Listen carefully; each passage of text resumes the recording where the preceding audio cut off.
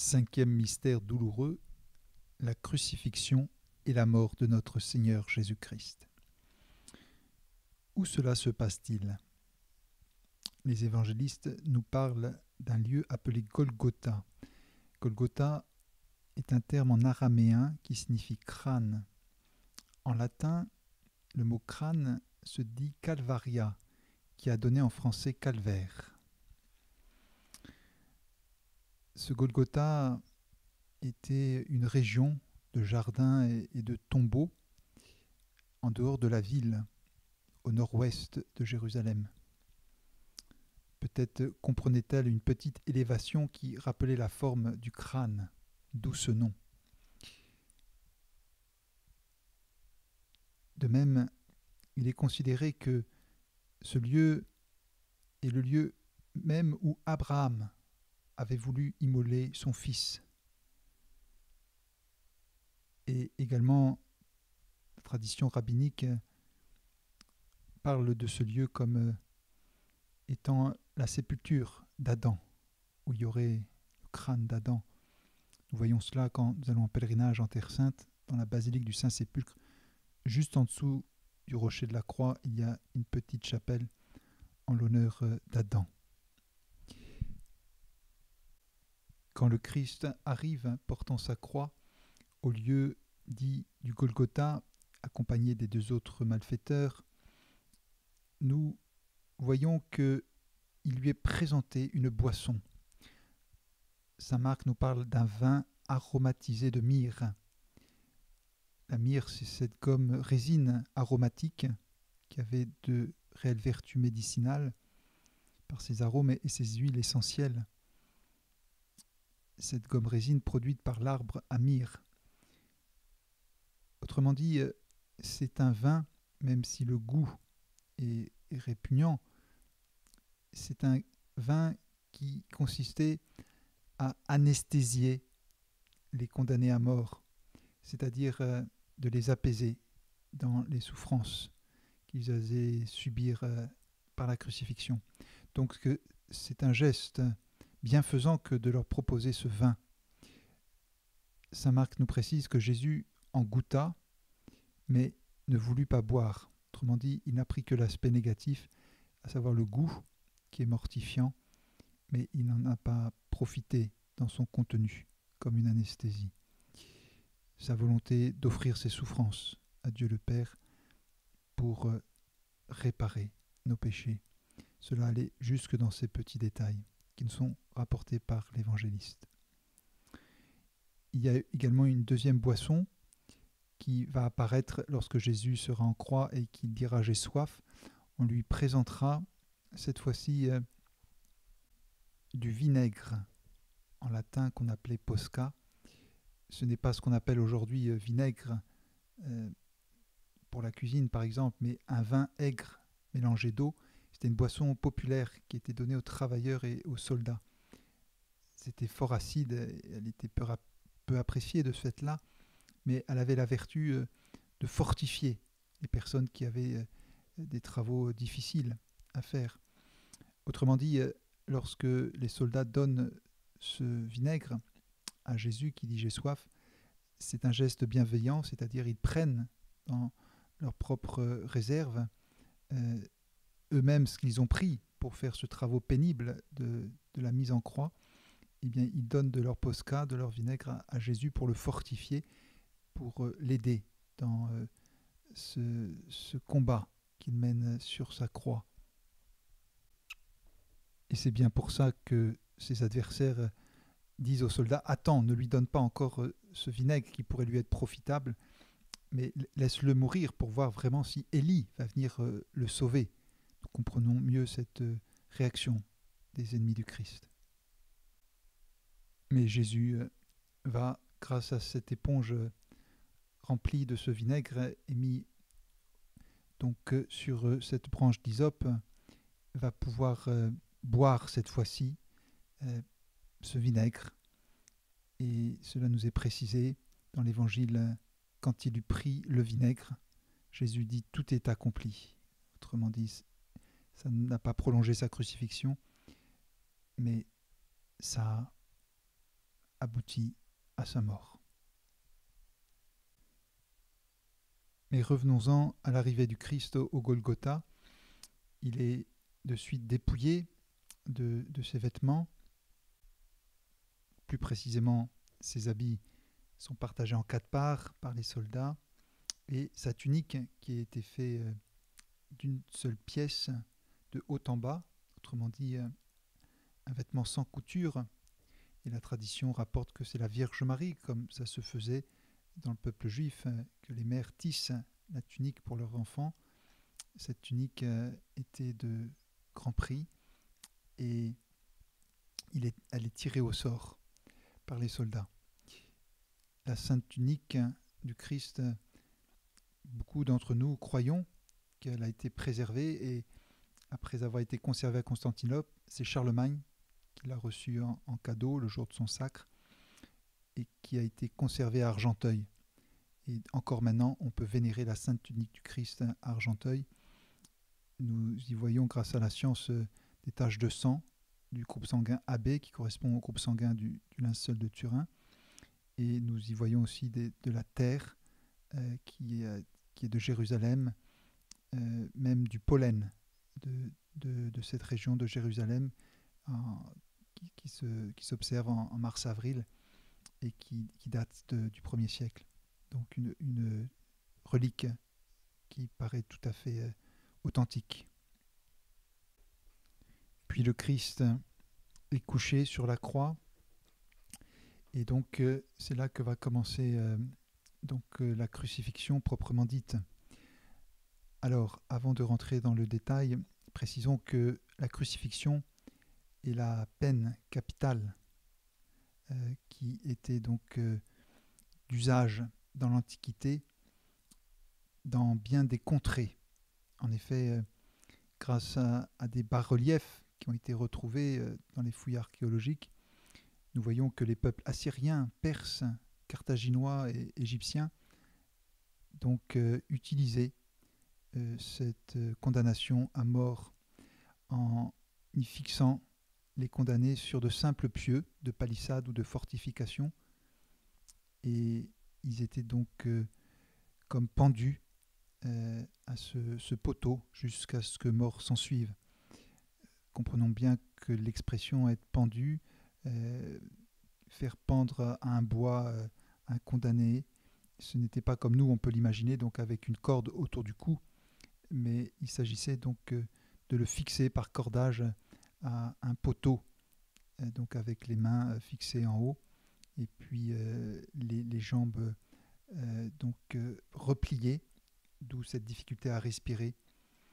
Les condamnés à mort mouraient le plus souvent, bien sûr, parce que ça durait un certain temps, de faim et de soif, mais plus précisément d'asphyxie, à cause de la difficulté à respirer, et même de paralysie. Dans la Sainte Bible, nous avons des exemples. Par exemple, dans le livre de la Genèse, il nous est dit que encore 3 jours et Pharaon enlèvera ta tête de dessus de toi, te fera pendre à un bois, et les oiseaux mangeront ta chair. Nous voyons aussi dans le livre d'Esther, et l'on pendit Aman au bois qu'il avait préparé pour Mardochée. Ainsi, les Israélites savaient ce que c'était que de pendre quelqu'un au bois. On retrouve encore dans le livre de Josué, il fit pendre à un bois le roi d'Aï, ou dans le 2e livre de Samuel, il les livra entre les mains des Gabaonites qui les pendirent sur la montagne.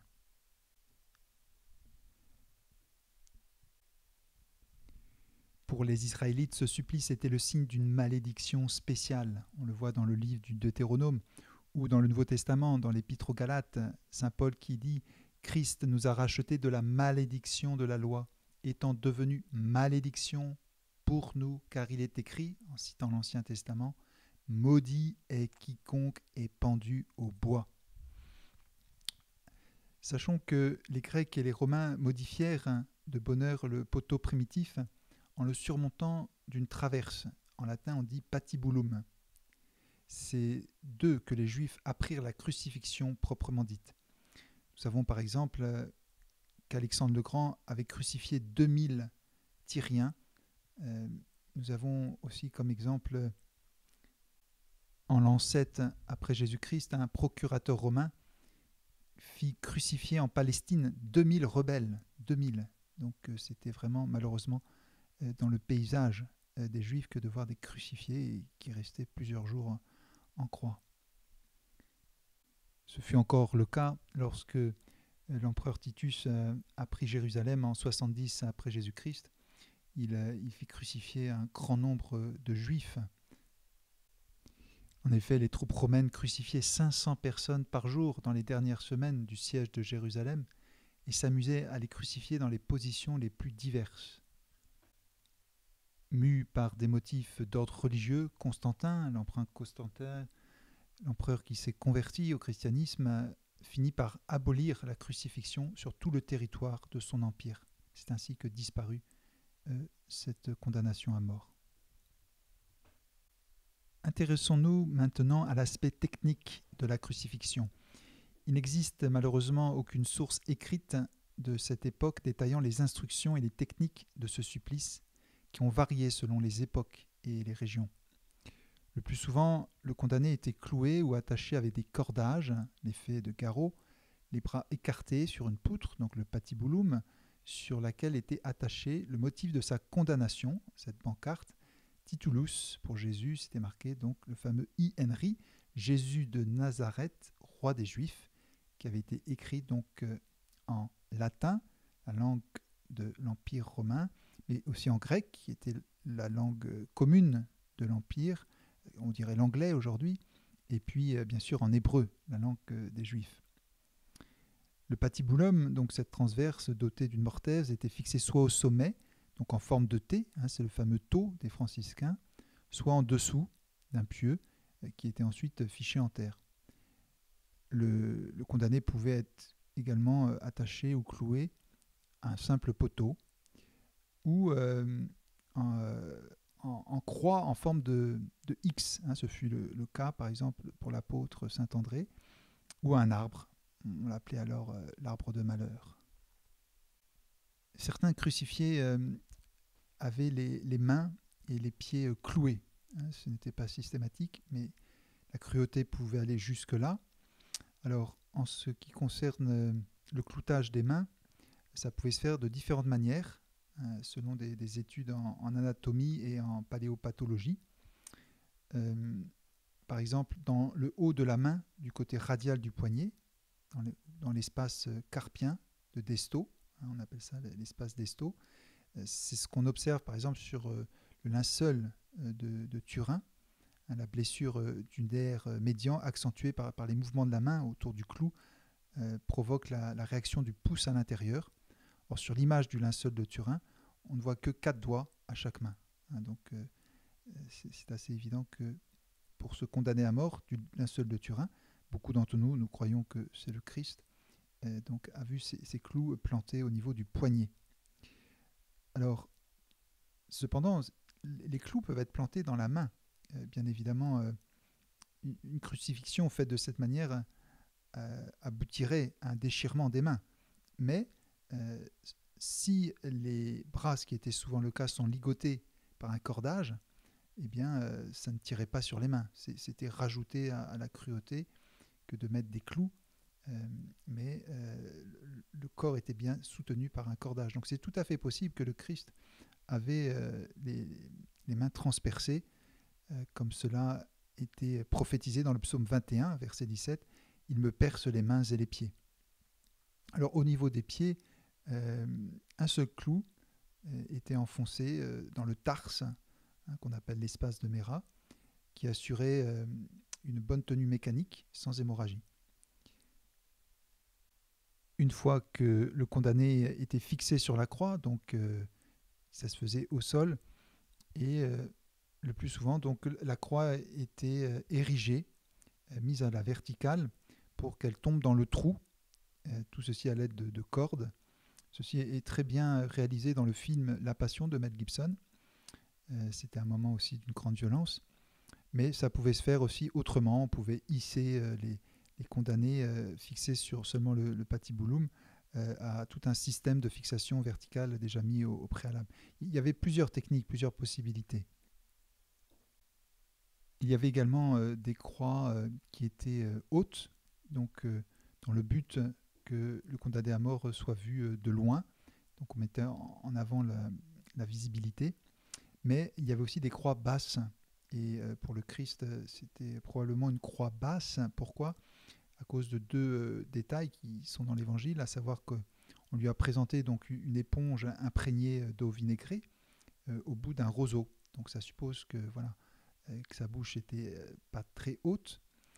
Et également, lorsqu'il est mort, donc on sait qu'un soldat a transpercé son côté pour vérifier s'il était bien mort. Et là aussi, ça suppose que le Christ n'était pas haut. Une fois le Christ mis à la verticale, fixé à la croix, il va se passer plusieurs heures. C'est un supplice qui dure. Nous avons, au cours de ce supplice, grâce aux évangélistes, 7 paroles du Christ qui ont été conservées.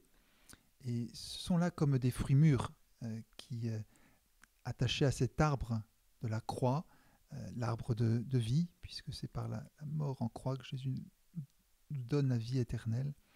Eh bien, ces 7 fruits, ces 7 paroles doivent attirer toute notre attention. Tout d'abord, nous trouvons chez l'évangéliste Saint Luc, la première parole du Christ, c'est « Père, pardonne-leur, ils ne savent pas ce qu'ils font ». Donc le ton est donné, c'est celui de la miséricorde, et en même temps, ça commence bien par un dialogue avec Dieu le Père. Tout part de Dieu le Père, qui est à l'origine de tout, l'inengendré, et nous verrons que la dernière parole aussi s'adresse au Père. La boucle est bouclée, c'est-à-dire on part du Père pour revenir au Père. Et Jésus nous entraîne dans ce mouvement. Il nous prend avec lui pour nous ramener à notre Père, à la maison du Père, nous qui sommes les enfants prodigues. Nous avons donc cette première parole pleine de miséricorde qui annonce le pourquoi de la croix. C'est pour vraiment nous pardonner de nos péchés et prendre sur lui nos fautes, les conséquences de nos fautes. Vraiment, Jésus est la prince de la miséricorde. Il siège sur son trône de bois, avec sa couronne d'épines, avec pour sceptre ses clous, et puis comme pourpre son précieux sang. Et c'est là qu'il va régner par sa miséricorde. Après cette parole, nous est précisé le partage des vêtements, dont j'ai déjà parlé, et puis les insultes. Voilà, les acclamations du roi, c'est les insultes des passants, des chefs des prêtres, des anciens, des scribes, autrement dit des membres du Sanhédrin, du grand Sanhédrin, et puis aussi l'un des malfaiteurs qui est à sa gauche, qui commence à se moquer de lui, alors que l'autre malfaiteur à sa droite, nous voyons là les deux genres de personnes, permet au Christ de donner sa deuxième parole, toujours dans l'évangile selon saint Luc. Amen, je te le déclare, aujourd'hui avec moi, tu seras dans le paradis. C'est l'une des plus belles paroles du Christ. Nous voyons que Dieu peut jusqu'au dernier moment sauver un grand pécheur. Malheureusement, l'autre malfaiteur était un pécheur endurci, ce qu'on appelle l'impénitence finale, le péché contre l'Esprit Saint, quand on se ferme jusqu'au bout à Dieu qui cherche la moindre faille pour que la miséricorde puisse faire son œuvre. Et nous voyons ainsi qu'un malfaiteur, un bandit, rentre dans le paradis parce qu'il a demandé pardon avec contrition. Donc tout est possible à Dieu. L'important, ce n'est pas comment on commence, mais c'est comment on finit sa vie dans cette confiance en Dieu. Et puis après, va bientôt commencer les 3 heures de ténèbres en croix, et le Christ donne cette parole à sa mère qui est au pied de la croix, dans l'évangile selon saint Jean. « Femme, voici ton fils ». Il n'a plus rien. Le Christ n'a plus rien, il est nu, comme tous les condamnés. En croix, il était nu, sauf que lui, il a reçu, grâce à l'intervention de sa Sainte Mère, de pouvoir cacher sa nudité par le voile de sa Sainte Mère, c'est ce que nous rapporte la tradition.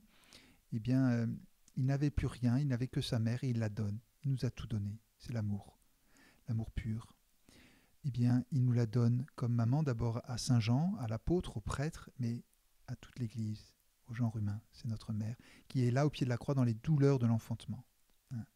Elle est en train, de participer d'une façon toute particulière, comme co-rédemptrice, en train de participer à l'avènement de l'Église.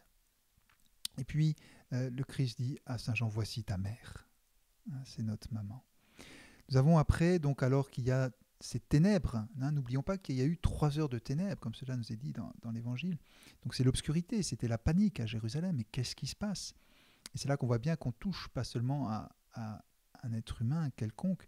Non, le Christ, c'est Dieu créateur. Donc il y avait une dimension cosmique à, à cet événement. Il était là aussi pour sauver tout l'univers. Et il y a là donc les ténèbres qui font que Jésus, pendant ces 3 heures de ténèbres, touche le fond de l'humanité dans son plus grand désespoir. Et il fait sienne cette parole du psaume 21, verset 2. Et nous avons ça dans l'évangile selon saint Marc et saint Matthieu, cette parole du Christ, la 4e. Vers 3 heures, Jésus cria d'une voix forte, donc c'est-à-dire à la fin de ces 3 heures de ténèbres. Jésus cria d'une voix forte, ce qui est un exploit, hein, puisqu'il était gagné par l'asphyxie, il avait beaucoup de mal à respirer.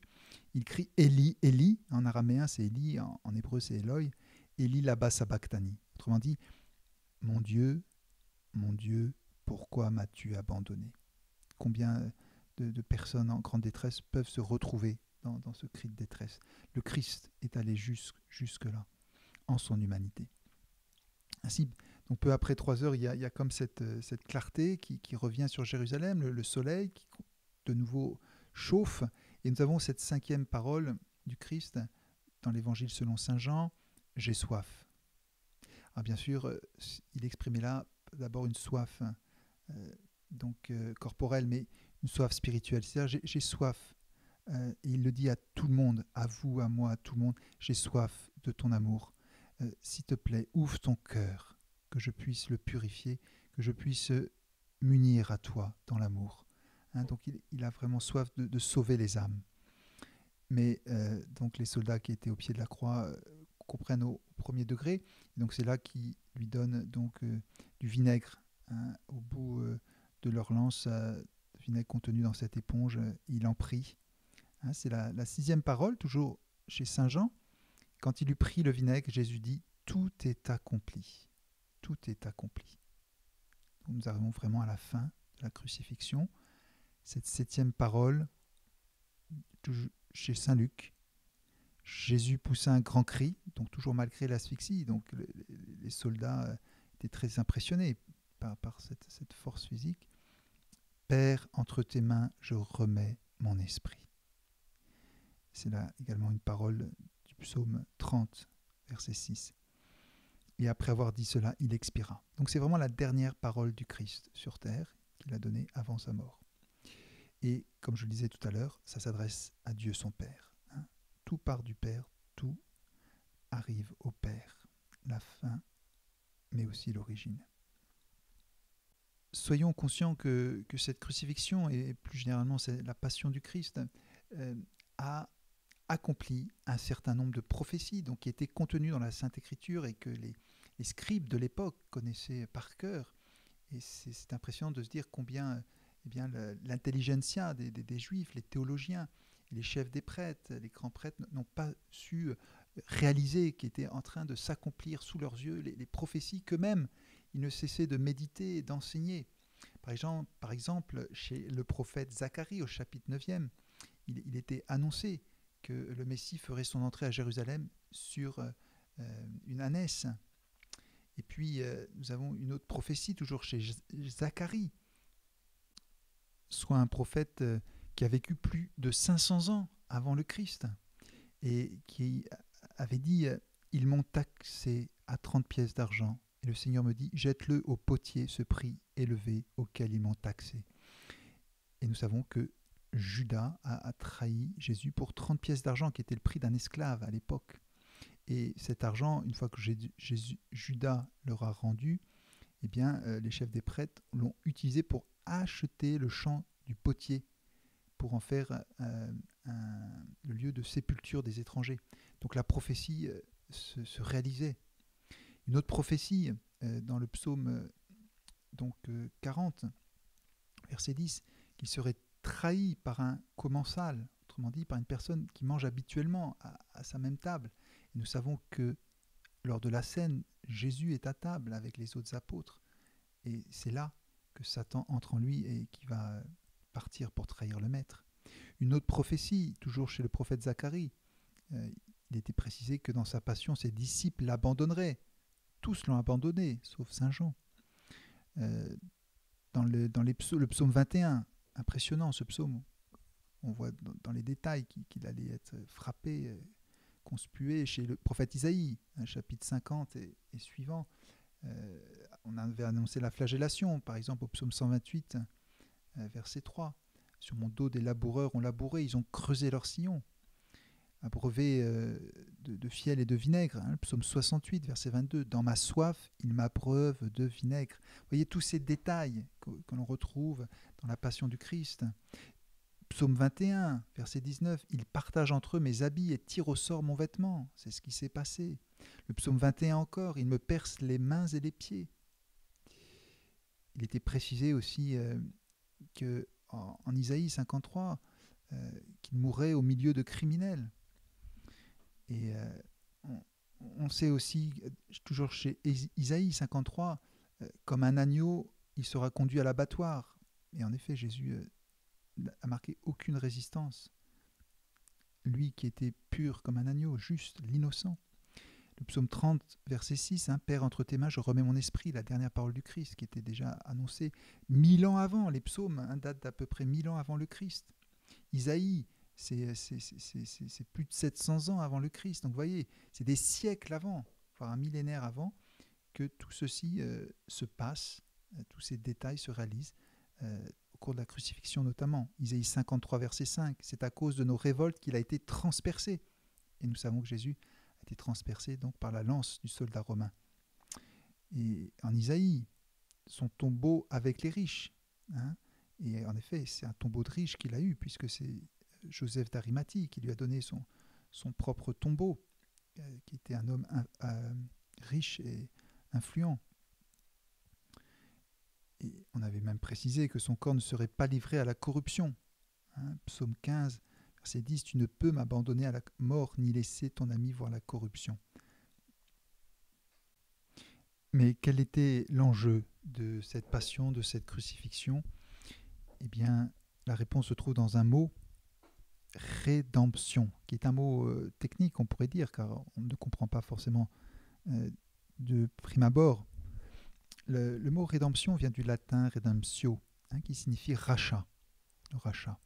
Donc racheter, bon, pour nous on utilise ce verbe, qu'on peut racheter une maison par exemple, ça suppose que quelqu'un en est déjà propriétaire, l'a acheté lui-même et que nous on rachète.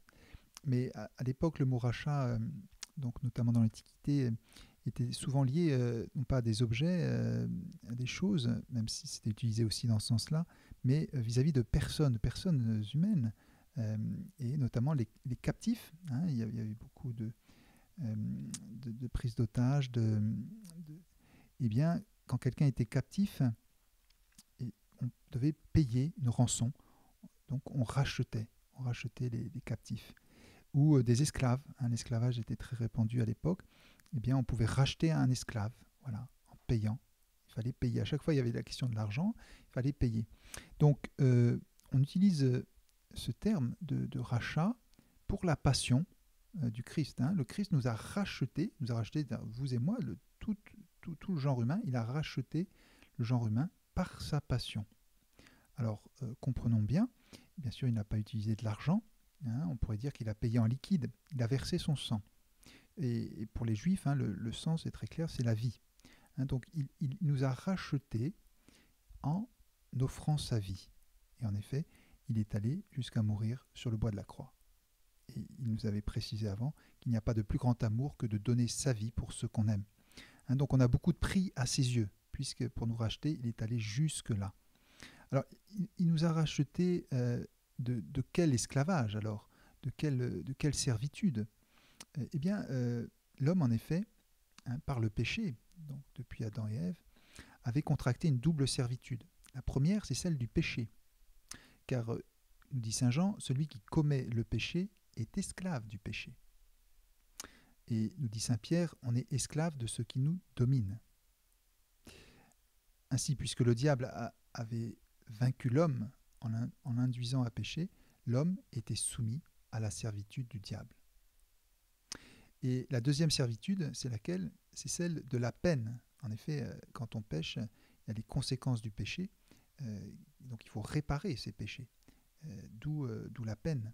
Hein. On est là dans le domaine de la justice. Donc c'est cette servitude de la peine par laquelle l'homme se trouvait soumis à la justice divine. Hein, puisqu'un péché, c'est une offense à Dieu en dernier lieu. Donc elle est une certaine servitude, hein, celle de la peine, une astreinte à supporter, alors que l'homme libre dispose de lui-même comme il veut. Comprenons bien que Jésus, par sa passion, par sa croix, il a réparé nos péchés. Voilà. Il a satisfait à la justice divine. Ce n'était pas une obligation, Dieu peut tout faire, mais il était de grande convenance que la justice divine soit honorée, et donc d'aller jusque-là. Bien sûr, il fallait un homme, puisqu'il s'agissait de réparer les péchés des hommes. Il ne fallait pas n'importe quel homme, il fallait un homme qui représente toute l'humanité, un nouvel Adam. Et donc c'est Jésus, hein, en son humanité, grâce à son incarnation, qui prend ce rang de nouvel Adam, qui en lui intègre tous les hommes et qui va réparer, hein, qui va réparer en notre nom, en subissant ce châtiment mérité par tous nos péchés. Et il satisfait ainsi à la justice divine, à la justice de Dieu son Père, et il le fait en notre nom. Donc, parce qu'il est vraiment homme, hein, et il a donné du prix à cette satisfaction, dans ce sens que il était rempli d'amour pour Dieu son Père et pour nous les hommes au cours de toute la passion. Hein, ne nous arrêtons pas à l'extérieur, toute la dimension de douleur et de cruauté qu'a bien vécu le Christ, mais tout ceci, hein, c'est comme un fruit, comme les châtaignes, hein, il y a toute cette carapace épineuse où la peau d'un fruit a épluché, mais à l'intérieur, voilà, c'est là qu'il y a le fruit, il y a le jus, et le jus, hein, de la passion du Christ, c'est l'amour de Dieu et l'amour des hommes. Et c'est ça qui donne toute la valeur à sa passion et à sa croix, et c'est ça qui fait réparation, car on répare par l'inverse, c'est-à-dire toute la haine issue de nos péchés, eh bien, toute cette haine devait être réparée par un plus grand amour. Et le Christ lui seul pouvait faire cela, et il y est parvenu. Hein, si on fait le plateau des balances, ben, il y avait une balance qui était lourde de tous nos péchés, de tous nos manques d'amour, qui appelait réparation. Il fallait que sur l'autre plateau, ça soit le contraire, ça soit de l'amour, pur amour, et qui fasse contrepoids. Et Jésus a largement fait contrepoids. Hein, il a réparé au-delà de ce qui était nécessaire pour satisfaire la justice divine. Et donc c'est surabondant. Hein, c'est propre de l'amour divin, c'est toujours surabondant. C'est de l'amour infini, c'est les mérites infinis du Christ, hein, les mérites infinis du Christ au cours de sa passion qui nous sauvent et qui font œuvre de réparation. Autrement dit, le rachat, hein, est une conséquence de la satisfaction. En cohérence avec la satisfaction, le rachat requis pour la libération de l'homme se dit, soyons bien clairs, par rapport à Dieu et non au diable, bien évidemment. Hein, le Christ a offert son sang, prix de notre rachat, à Dieu et non au diable. Et il a offert non de l'argent, mais sa propre vie. Lui qui a dit « Je suis la vie ».